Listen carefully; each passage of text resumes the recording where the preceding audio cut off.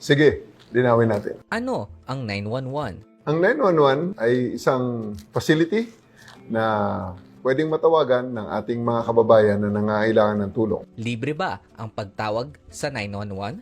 Opo, libre po ang pagtawag sa 911. Pwede ba kahit walang load? Yes po, libre po tumawag sa ating 911. Gumagana ba sa lahat ng network? Opo, ito po ay gumagana sa lahat ng network. Bukas ba sila 24/7? Yes, 24 hours. May sasagot sa inyo sa 911. Ano ang mangyayari pagkatapos kong tumawag? Pagkatapos pong tumawag ng ating caller, ito po ay kaagarang idinidispatch natin sa pinakamalapit na police station para po matugunan ang emergency call. Totoo bang may kota sa emergency calls?